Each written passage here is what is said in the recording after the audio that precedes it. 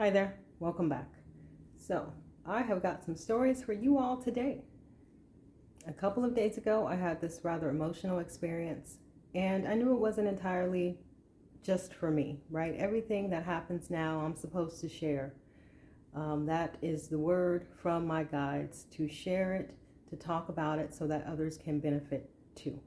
So, a couple of days ago, I was feeling really bad. I'm like, what is happening?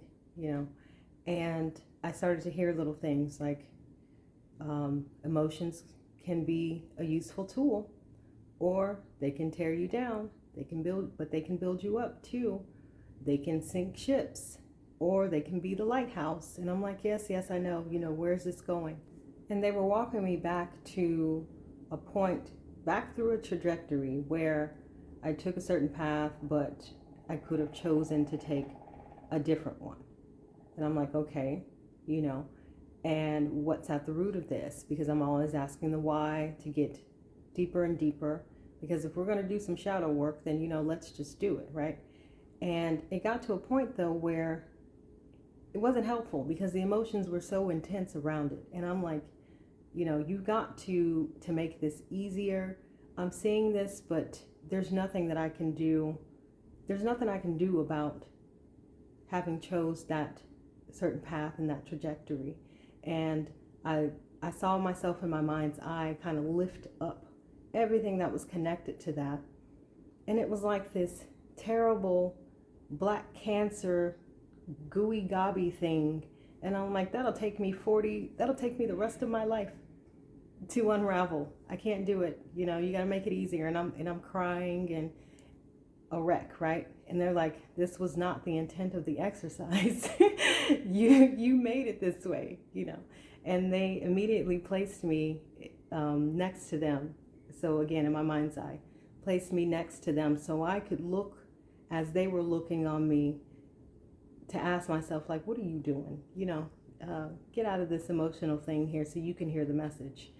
And what it was all about really was like this idea of what my life would have been had I not made certain choices, right? How it could have unfolded, how it was very likely to have unfolded had I not took a certain turn. And I saw it, it was clear. And I remember several months ago, I had actually initiated that questioning. Like I wonder what my life would look like had I not done X, Y, and Z. And they showed it to me, right? It's some version of me living that life. The one who was a musician, the one who, or is a musician, the one who then later in life did a bunch of design, clothing wise, right? Fashion design. Because believe it or not, I mean, you wouldn't know it today, but I used to be really good at that and used to be like really into it, right? And so when I saw that several months ago, I was like, okay, that makes sense, but I didn't have those very strong emotions about it. There was something a little nostalgic, and I saw how at the heart of me, certain parts of that was still alive, right? Still love music. I still, when I allow myself to practice instruments, can play instruments. I still do some singing. I still love to design, not necessarily fashion, but other things, right? And so there wasn't like this heartbreak. But in this exercise a couple days ago, there was a very strong feeling of heartbreak around it, right? So back to that image that I held up, that was all like this big glob of mess. And I'm like, there's nothing that I can do with that, right? You've got to make it easy. What can I do? And I immediately saw healing light come to it. And just like start, shining on it, kind of like a laser. And as it was shining on it, it was shrinking in size, shrinking and shrinking and shrinking and shrinking, until it was about the size of the core of an apricot, right? Like, I don't know if you call that a seed, but that core part with all the divots, and it was dried up and lifeless, right? And then it just fell on the ground, and I heard a tink, as it hit the ground. And I'm like, okay, cool. I can work with that because I don't have the rest of my life to roll around in these shoulda, coulda, wouldas, right? Which wasn't the point anyway. The point was, I'm getting to it. The point was to remind me of this exercise and show me how easy it is to, if the emotion is not there, if we can remember to pull ourselves out of it. Because as that was happening, I heard Pisces is running rampant. Now, apparently there's something going on astrologically with Pisces. I don't know really. I didn't like look it up and see, but I heard an inkling of Pisces in retrograde, or dealing with the not the sun, but the moon side of things. Like, I don't know. You guys go look that up if you're interested. But all I know is Pisces is a water sign, heavily connected to emotions and intuition, and water takes on the shape of any kind of container that we put it in, right? It's fluid. It can be this huge container of emotion that we put it in, or it can be something far more manageable. And that's what they were showing me. Like, okay, for one, we've got the choice. How overwhelmed or overcome are we going to allow ourselves to be when things when we knock up against, things that we need to deal with? And two, what are we going to do to get a handle on it so that we can instead use that emotion as a tool and help ourselves shift aspects of our reality so we can continue on evolving and ascending at this rapid pace that we are evolving and ascending, right? Speaking of which, that process that I just shared is one of the things, one of the tools, one of the ways that you can quickly assess whether or not there's some vibrational dissonance that is sort of getting in the way of you moving forward. So if memories, for example, pop up, oftentimes, almost always, the emotion of those memories are right there. Sometimes we reach the emotion before we remember the details of what happened with surrounding that memory, right? And so if we can recognize the emotional state around something, then we can easily ask whether or not we've taken the time to do all of the untangling of the memory and reached all the way back, through that line of why. So whether or not we get there, we can still ask for it to be healed, for it to be transmuted, for us to evolve it so that we can experience the shift we need in our present and move forward. Okay? Now, I do not have the privilege of trying that without a history of being self-reflective, of not being afraid to do shadow work, of going down the rabbit holes of despair and coming out on the other side. So you'll just have to, try that out, see how well it works, and hopefully report back to me and let me know if you are a person just getting started with this kind of information, right? With these kinds of processes and these consciousness shifts, I guess, that we are all collectively sort of experiencing here together. There's tons of it, right? And so that's the beauty of this thing, because it puts us on, it continues to expand us rapidly. Because what's happening in this expansion is that we're just leveling up a little bit, incrementally, shift by shift in consciousness. And so as we do that, we can look on memories or look at the thing that's calling us for its attention, saying, hey, this is your next step here, so you don't inadvertently propel feelings or emotions into the future that you don't necessarily want, of lack, of discomfort, of grief. that you could easily instead let go so that they don't color your perspective moving forward or color your experiences moving forward. Here's a thing that you can do quickly, right? This is a way to do it without going deep into the entire shadow of what it may have casted in the past. So look at the thing. Oh, I'm feeling something around this. What is it? If it feels humongous. Now, in my experience these couple of days ago, it was exacerbated, right?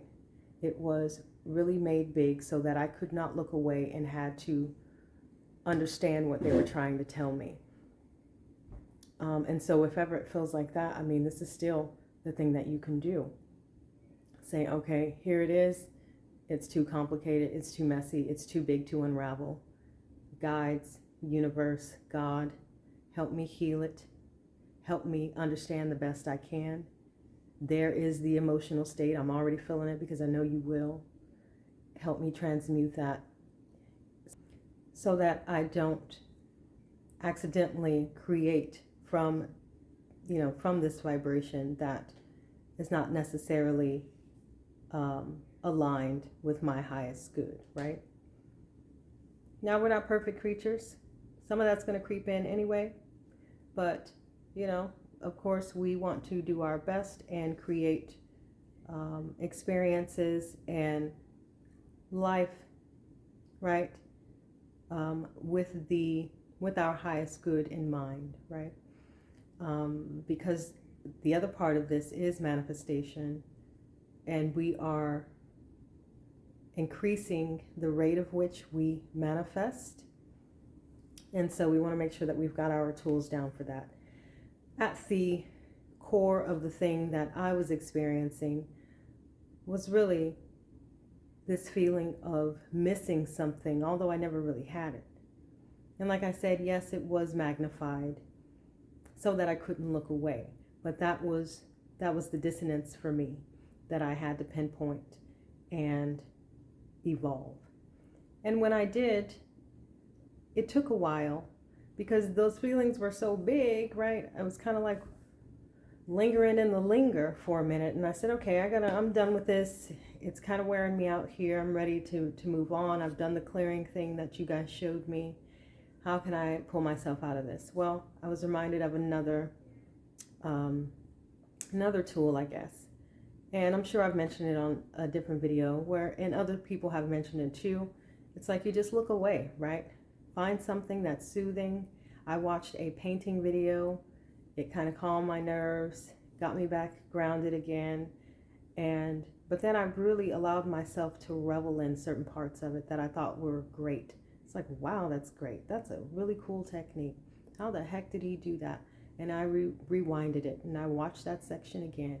And man, look at his colors. I'm kind of jealous. He's really got a good handle on colors. Let me try some of that the next time I paint. And so I let myself totally get absorbed in something that I loved, right? Finding that little nugget of joy that I could like latch on to and carry me forward out of that emotional place that I was in. So to summarize that up, look at the thing that's calling your attention, recognize the emotional state, ask plainly and clearly for whatever is connected to that to be healed and cleared, and for that you to understand as much of it as you can, but for it to be shifted so that you can align with your highest good. And then afterwards, go do something joyful. Go chase the joy for a few minutes and see where that lands you. Because when I was doing that, I then was later told and shown my next step. What was that? Well, it was that next piece of manifesting. And I cannot make this stuff up, let me tell you. So there was a clear action step that I received this morning. I received it a couple of days ago. I didn't really want to do it, but I was feeling better today, and I got up and I said, you know what, I'm just going to do it. Let me just do what I'm being told to do. Did it, and voila, in came some money, right? Damn near instantly. So do the steps as fast as you can. And why was I hesitating on that step in the first place? Well, I am almost most positively, absolutely certain that it had something to do and was connected to that feeling of a life unrequited, right? Which was getting in my way, even though I didn't know or understand at the moment. So my step after that step was to look at my business, the schedule of it, to make sure that I wasn't over committing myself anywhere for when the grid is filling itself up, right? Because I wanted to make sure that my schedule wasn't having me in too many places throughout the week based on some old version of myself that would overcommit, right? That was okay. Burning the candle at both ends. That was all right with a 50-hour work week. This version of Jessica wants more ease and flow and peace. So how can I have that if I've already got a structure in place that is going against that, right? But at the time when I set up the schedule, even though parts of the grid haven't filled in yet, I wasn't really thinking that way. So that became my next step, and that's what I tackled today, making sure that the structure, or that schedule rather, is set up in a way that's conducive to my continued growth, that doesn't have me doing things that are part of old habits. And I didn't completely only get there today. It was a few days ago where I was sitting at the kitchen table and a thought and an emotion came in, because we're talking about emotional states, right? It came in, and it was all based on my understanding of how I need to work in order to receive money. Well, that's connected back to family dynamics, to old patterns and conditioning, and I knew this. So it's something that I continue to work through. Whenever it crops up, I just address that next part there that's showing, right? That's revealing itself to me. And I say, oh, okay, here's another piece here. Let me look at it. What do I need to do? How do I need to resolve it? Do I need to ask my questions of why? What do I need to do to clear it, right? And so here's another way to do that. It may not be so completely jumbled up and messy as that first example was that I mentioned. It may be clearer to see where that through line is, or where that thread is that's connecting your different experiences that you've had, right? So if you can see it clearly in your mind, even better. Because the thing is about, as we incrementally raise our consciousness, the awareness is almost enough to initiate that release of the old ways of thinking and the old patterns. It used to be a thing where my son would ask me for something, and he had gotten to a certain age where he had an awareness around the dynamic between mothers and children. And so he would try to play me every once in a while to see what he could get away with. And I remember one day he asked for something, and I don't exactly remember what. And I said, no, you can do that. And he's like, yeah, but you're the mom. You're supposed to do that. All mothers do this. This is a part of the things that you all do. And I said, just your mere awareness tells me that you understand differently, right? That you know better, and that really you're just trying to play me in this moment. And all he could do was laugh, because it's totally true, right? Having that awareness sometimes is damn near enough for us to say, oh, okay, that's no longer working. Let me go this way. Oh, okay, I guess that's over. Let me move on, right? Oh, okay, I recognize this pattern and how it has affected many of the decisions that I've made. No longer going to play into that. Thank you so much for those lessons. I'm releasing it now from my mind, body, soul, psyche, whatever you need to say. And after I do that, once I come into that awareness, after I ask, and then I go through my steps of releasing and saying it out loud, I will feel a shift, even if it's a slight shift. Sometimes it's like, oh, hello, new timeline, who this? But other times it's a little more subtle, and then I just receive another step from my guides.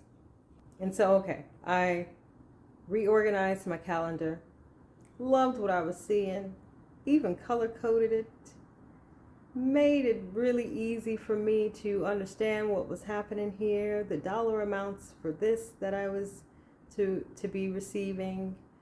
So I guess it went beyond being just a calendar. It was like a little guide here of my asks in different places, of what my expectations are in other places, because it's okay to expect. You put it down, you assume it's done, and you wait for the grid to fill in, right? And so that's what I did.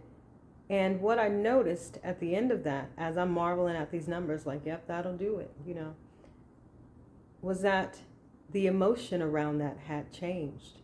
That's how you know you've shifted. When you're doing something again, or you're going through a similar experience again, and yet you have a different emotional response to certain things that used to be quite triggering, right? And then what happened? Well, my guides give me an image. It's slow creeping from the side of my mind's eye. And I'm like, what is that? It's coming, and it's looking like a place, and I don't recognize this place. And it wasn't a lavish place. It was one of those very common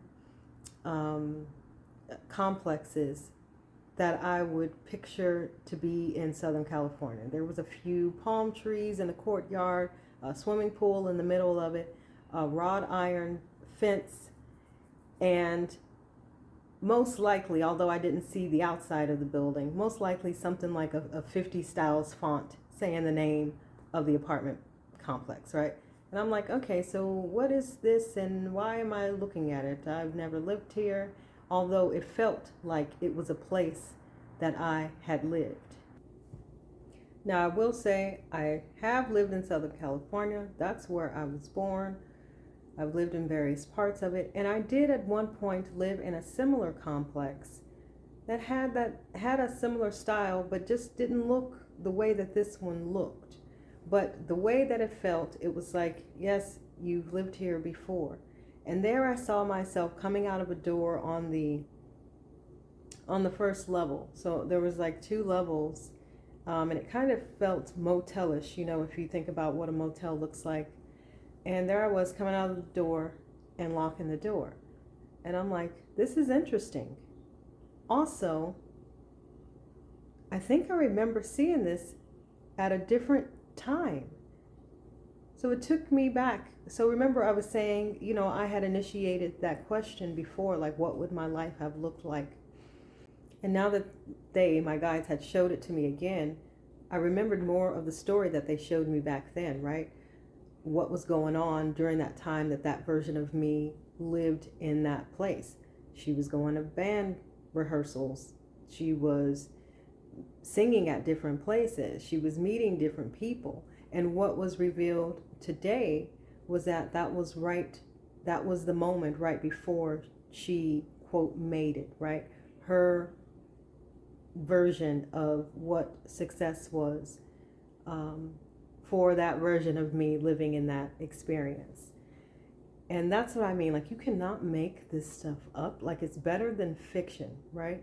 And what that image did was it just kept rolling. It kept rolling until it came into the present position. Because I've got different rules set up with my guides. Like, hey, if something happened in the past, you leave it over there. If it's present, you put it here. If it's for the future, for a future possibility, then put it in the future position. And so it just kept rolling until it hit in the current position. And I was like, wow, thank you so much for the confirmation. Like, it almost made me want to cry, and I'm feeling like I almost want to cry right now, you know. But yeah, so that's what was revealed to me after I organized my calendar, found the joy in that. My emotional state was shifted around it. And then they gave me confirmation, like, all right, the grid will be filled in. Okay, so emotional states. I think that is all that I have to share about that today. But please do not think that I am condoning or promoting any kind of bypassing in any way. If you are grieving, then grieve. If you look out at the state of the world right now and you get sad or mad, then allow yourself to get sad or mad. We are human and we come with emotions. That is a part of this experience that we're living. Emotions are quite useful. They signal to us when we're going the right or the wrong way, right? When something is dangerous and we need to reconsider or figure out how to get out of there. I mean, it's all helpful for all the things, right? What I'm mostly talking about, though, in this video, just to be clear, is about emotional states that are ready to be shifted around old programming, old dynamics, old habits, old ways of being that you are evolving out of, and how easy it can be, especially given how pliable the atmosphere on this planet Earth is right now, with all the energy flowing and growing and moving and grooving around us, right? So do not, as my daughter would say, come for my neck. All right, I think that's all. You all take care. If you found anything helpful in this video, please hit the like and subscribe and set your notifications, and I will see you next time.